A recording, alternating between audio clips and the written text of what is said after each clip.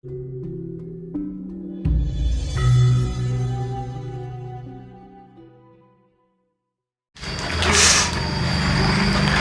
singen wekdal jaman Jepang niku jenengan napa nderek perang ngoten, Mbah? Nderek Mboten isih bocah, tesih bocah. isih bocah. Niki rak tumur mlayu-mlayu. Lho samsi huruk sihat, kathok gondi gondong serat. Are ra kathok do kathok goni. Kathok goni nggih. Nah sakniki rak kita harus bersyukur Nggih.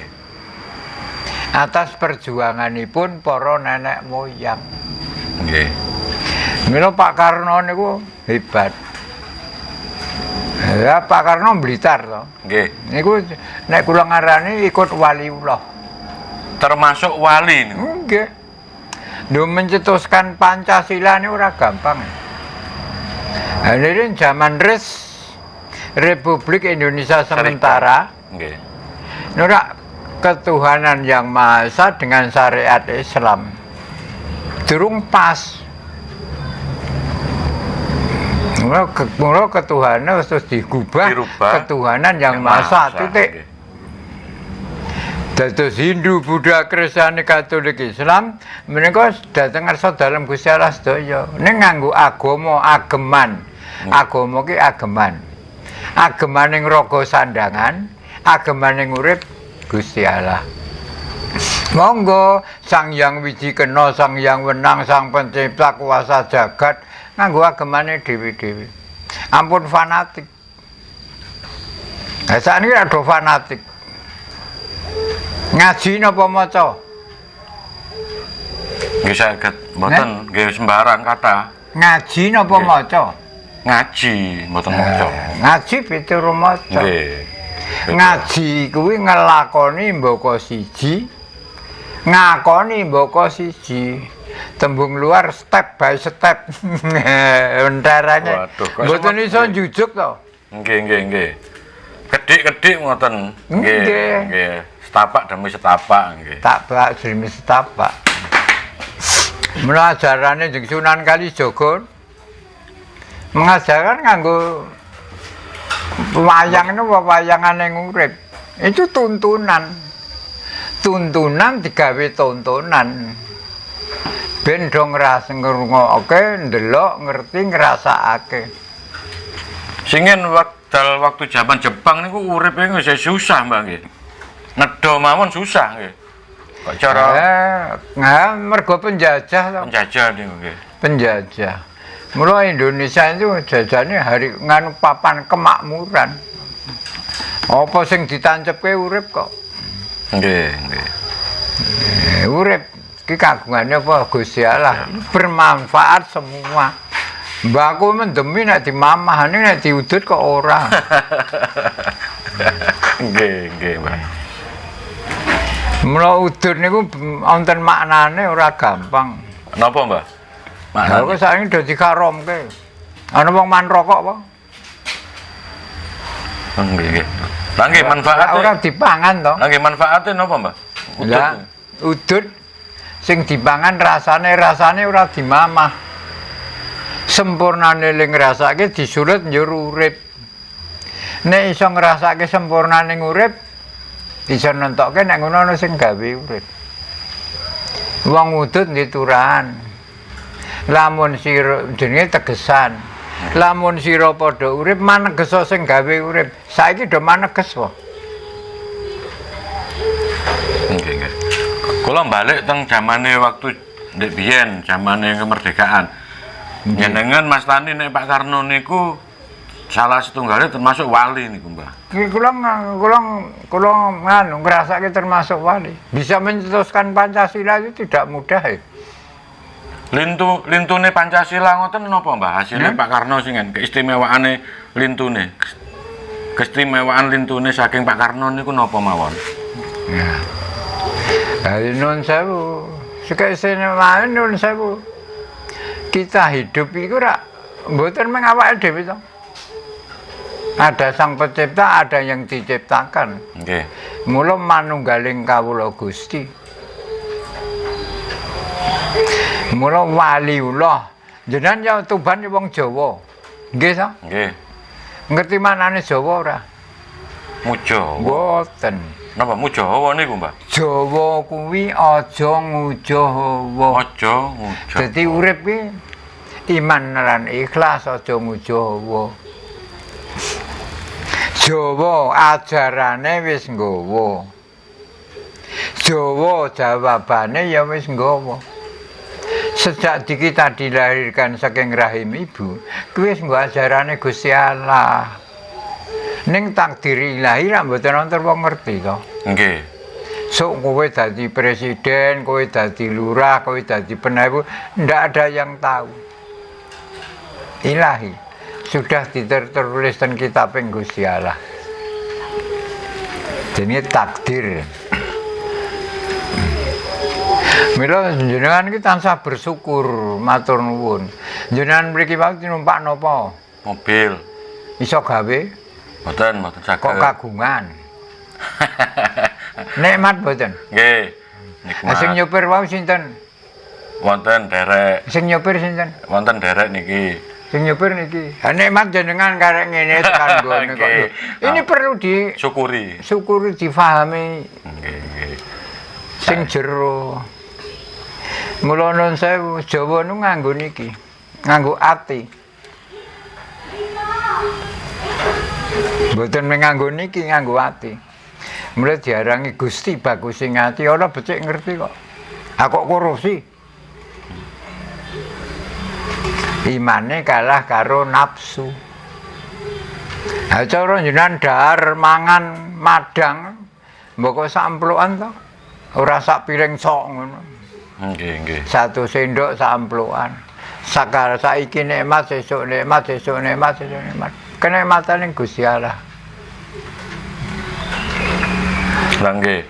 Pak Karno niku tiyang sae niku Mbak nggih. Istimewa. Hebat, perjuangannya hebat. Kula ngakoni hebat. Itu manggo ajarane waliullah. Mula waliullah ngawali lilaning Allah.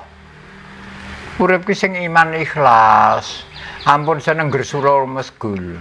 Ora ana bermohonlah Tuhan Maha Pemberi. Nggih. Mula ampun sok gersula wah uripku kok ngrekoso. Mboten angsal. Mboten angsal niku nek ngelmu ning wali. Nggih. Mula sing ilingi wali ya Islam. Anjur saiki nganggo ya agama Islam. Ning perjalane ning lakoni beda. Nah, uga-uga sakniki Islam, ISLAM, Islam gitu. Nggih. Lene ndake mung do Isa subuh lurah sar maghrib.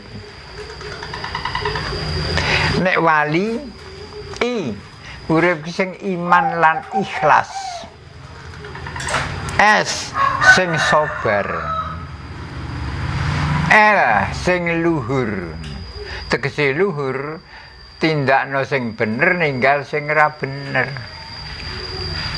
A sing andhap asor. Tegese andhap asor aja rumangsa bisa rumangsa.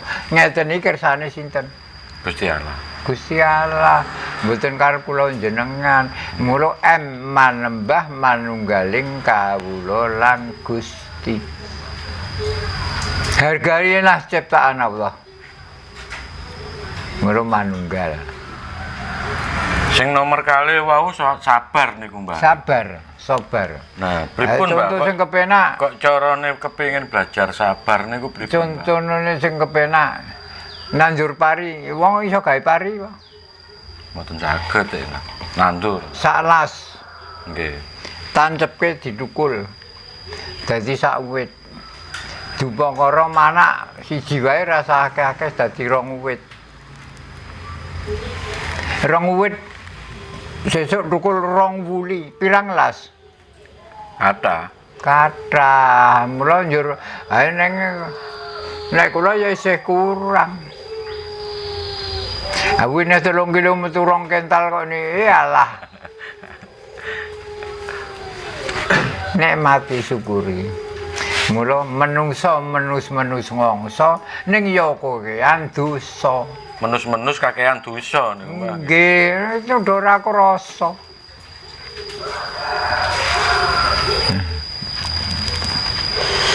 Kados nek belajare sabar niku pripun, Mbah?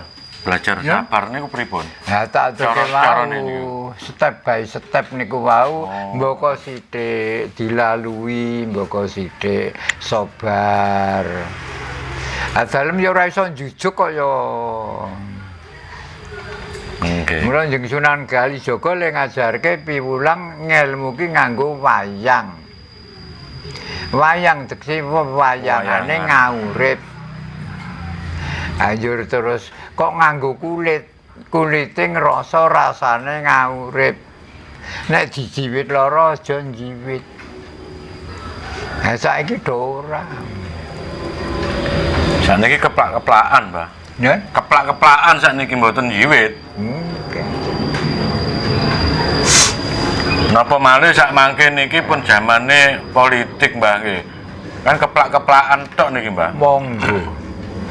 Memimpin adalah menderita. Jangan memimpin menggunakan kekuasaan. Ora pas. Nah, kayak saat ini kan wis ra ono ratu ya. Lah nek presiden niku sanes diarani ratu niku, Mbah. Ini kira wis bisa cak-cakane. Ratu ki syarate pitu. Pitu. Hangayomi hangayemi, hamengku hamengkone, pituduh, pitulung, pituah.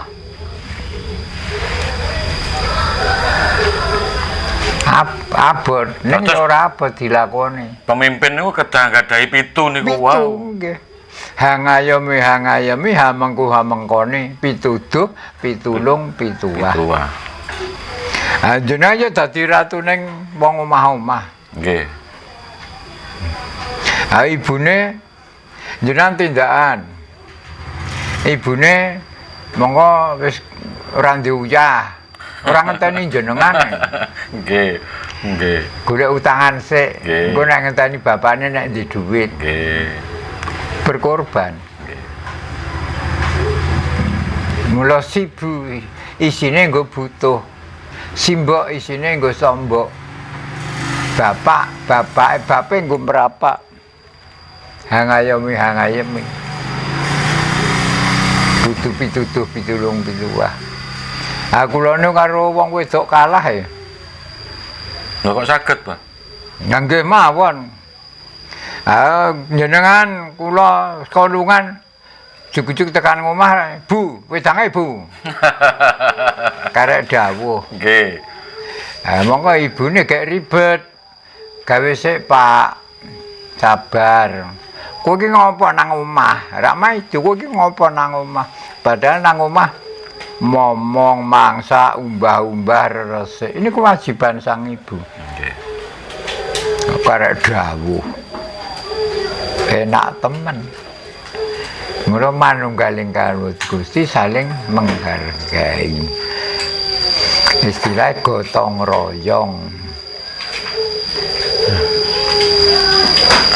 Lah terus sedaya manungsa niku kedah saling menghargai. Nggih. Mboten angsal gontok-gontokan, Mbah. Wonten mung iso gawe asu kok. Anjing. Nggih. Mboten wonten to. Mboten. Allah menciptakan. Nggih. Nah kula ki pitik kalah ya. Nggih. Pitik mangan cuk wetenge wareg kono isih akeh tinggal lunga. Nggih. Mbagahi kanca-kanca, mbagahi liyane. Nggih. Ning nek kula mboten. Kono isih kah tak wadahi sarung go Nggih. mulih. Nggih. Ngakoni mboten? Nggih. Tasik berkat, Mbah, nggih. Berkat. Mula sakniki do ngirim nganggo kembang musyrik. Dimaknani ajaraning wali, kembang niku napa? Ambune napa? Wangi, arum. Wangi. Nggih. Mula gondo arum. Dadi nang kono ki nganggo pangucap sing bener sing pas. Aja sambat, tansah ndongaake. Kembange isine mawar abang putih nanga mlathi kanthil. Prisa to? Mawar abang putih kenanga Mlathi. mati kanthil, Kanthil. gangsal. Niki wonten teges. Pripun niku, Mbah? Dunya ki isine mawarna-warna. Mawar. Nggih. Ning rak ming loro. Nggih. Nek Gusti Allah. Nek rak ming awan bengi. Nggih. Sing ni Setu Minggu sinten? Setu yo 24 jam awan bengi, Minggu yo padha, Senin yo padha. Nggih. Dadi Gusti Allah nyipta ki ora mbedakake kabeh diurusi. Sing mbedakake menungsane. Hargailah ciptaan Allah. Lah menawi nek badhe Jur mungkin sih kembang niku kula rampungke. Niku Nggih. mawar, Siap. nongo. Mawarna-warna nggih. Nggih, nongo. Nongo ki nang kono ngono, nang kono ngono. Disa mawa cara, negara mawa Tata. Hindu, Buddha, Kristiani, Katolik, Islam ki nang Gusti Allah kabeh. Nganggo agemane dhewe-dhewe. Jangan benci. Menurut Tuhan yang Maha Esa. Sudah. Nongong. Melatri.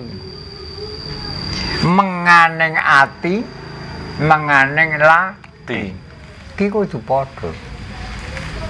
Ya niki ana becik ngerti mboten? Ngertos. Aku ada ngucap rapas Nggih. karo iki. Mula sak jagat abuh ki ra ana wong tutuke cangkeme ambune wangi. Semen kolu, wedi kolu, sing teralang Nggih. kolu, menungso Aspal, kolu, nggih. aspal kolu. Nggih. Ini bermakna. Nek iso aja ngono kuwi. Mula kanthil kumantiling rasa rasane urip wonten asa dalem ingkang maha kuwasa.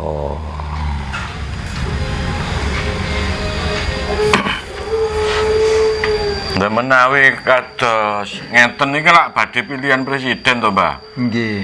Lah nek tiyang iki kan wonten calon-calon 3 niki sak mangke nggih. Nggih, Lah nggih. terus sak mangke wonten pendukunge sing setunggal, sing kalih, sing 3 niku gontok-gontokan niku pripun, Mbah? Kok kepikir menang. Itu nggo nafsu ning dhewe-dhewe. Mula dalem nek pemilu nek milih ya manyang milih. Mbok sing dicoblos ra ngerti. Merem. Duh Gusti Allah, tunjukkanlah pemimpin yang benar dan bisa memimpin. Mbuh sing dicoblos.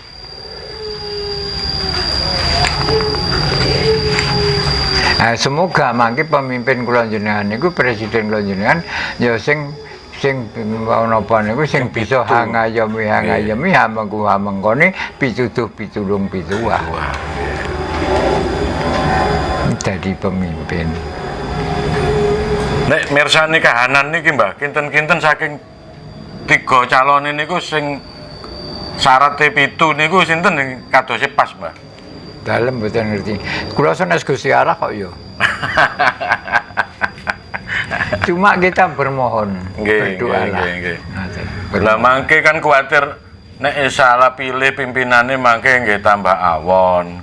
Kan kedah sing pas, Mbah. Kula rakyat alit ngoten nek milih kan Pakai hati sae-sae. berapa so? Oh. Iki dong mesti pas ya.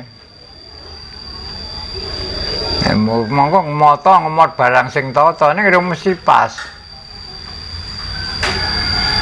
Ini nganggo hati karena ilahi mungkin pas. Ora mungkin nek ilahi mas pasti kok ya.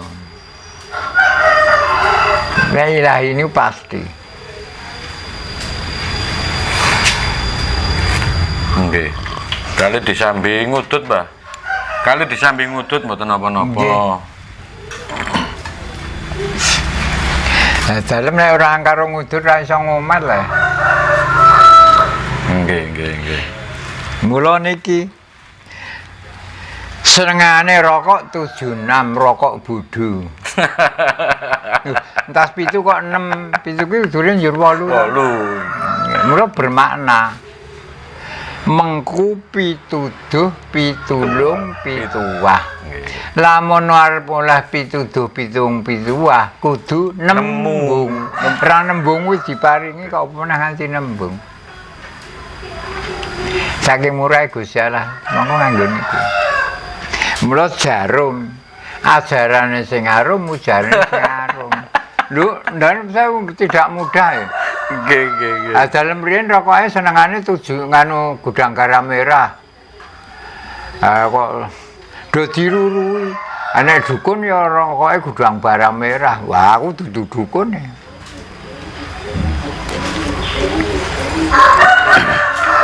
Mula monggo nganggo ajaraning para waliullah.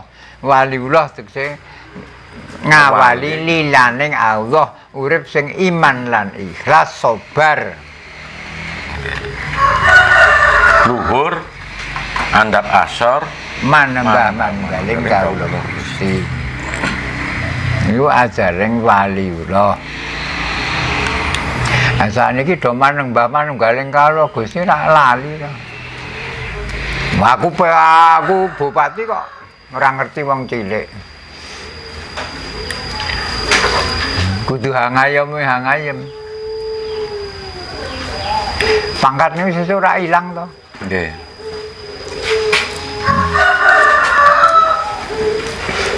Mula nang cara Arab lam tantaane hujrub ijaiyah lamali pambyahya gitu. Nggih. Niku nek wali le jabarke kepenak. Lamali lamun karo Allah, lamali lamun karo Allah. Sing yakin, jangan hanya percaya. Mboten cukup percayaan. Mboten cukup yakin diyakini. Lah cetha to nang Arab yon Bismillahirrahmanirrahim. Dengan menyebut nama Allah yang Maha Pemurah lagi Maha Penyayang. Kok dong ngendika siksaan Allah subhanallah ujian Allah rapas. Maha Pemurah penyayang kok. Penyayang kok mosok nyiksa Pak. Kok do sak penake dhewe. Gusti Allah ki Maha Murah. Mula dengan dika saka Tuban tekan kene ya kuwi manunggaling kawula Gusti. Tuban ya ciptaane Gusti Allah, titahe Gusti Allah, makhluk Gusti Allah. Ngayojo ya ciptaane Gusti Allah, ciptaane Gusti Allah, makhluk Gusti Allah sama. Mula nek cara Islami berjamaah. Nek Jawa nggih saturke niku manunggaling kawula Gusti.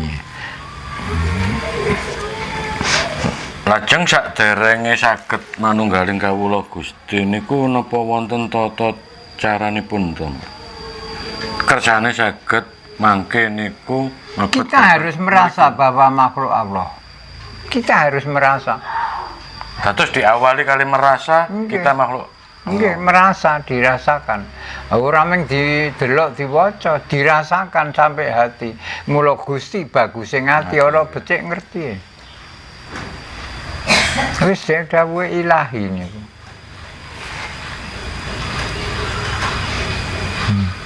Mula nek cara mbiyen pujian-pujian nang masjid niku cetha sing nganggo cara Jawa. Aku mbiyen ora ana saikine banjur ana sesuk meneh ora ana bali menyang Kramatullah. Ndak ada hidup langgeng. Langgeng kejaba langgeng niku Gusti Allah. Eling-eling sira manungsa temenana nggonmu ngaji mumpung durung ketekanan malaika jurupati ngaji. Jangan membaca, ngaji. Ngaji ki tegese nglakoni mbaka siji, ngakoni mbaka siji. Mula mboten iso njujug, sithik. Jenengan riyen dilairke rahim ibu. Rung iso apa-apa, dupakara mlumah miring mengkurep mlaku. Mula ora mbaka sithik ta niki.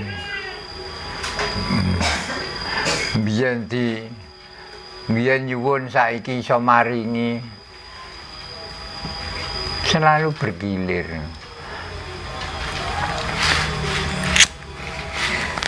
Nenek kados tiyang Jawa ngoten niku menawi tiyang sampun kapundhut nggih. Kan ana terus kan mboten ana. Sampun kapundhut. Ngoten niku nggih mangke wonten cerita siksa kubur niku ngoten niku, Mbah. Nek dalem mboten ngerti. Rungono wong sing tekan kono. Raming do gambaran. Lah nggih, kan critane Nek dalem ngeten.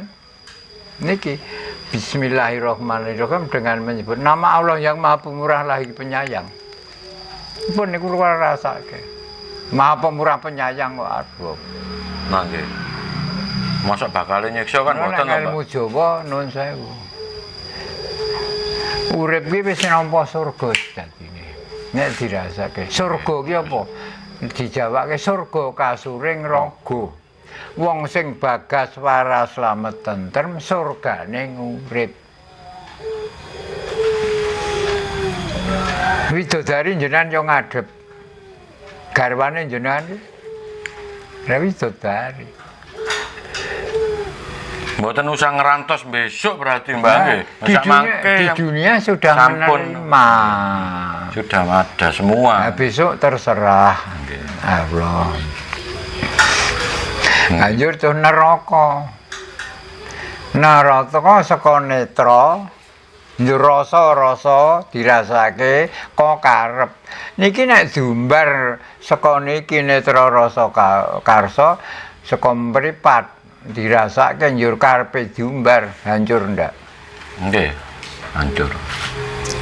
Mula pengucap tindakan perilaku salah hancur mlebu penjara nerakane dunya. Nggih. Mula dalam sewu rasa jero-jero disyukuri dengan dinikmati. Perjalanan hidup sudah aturan Gusti Allah sing maringi. Mula di krana iman lan ikhlas pun. Nah nek niku wau Mbah kados netra niku kan kedah dikendhaleni to Mbah. Nggih. Nah, termasuk ngendhaleni apa? Dibatasi. Nafsu niku, Monggo Mbah. moto ngemot barang sing tata. Nah, dhisik dhewe saka niki to. Nggih. Oh, wah sing tamune kok ayu saka niki. Kok guyang-guyu. Yo dirasa-rasake tak jiwit. Wonge melung-melung. Kok karep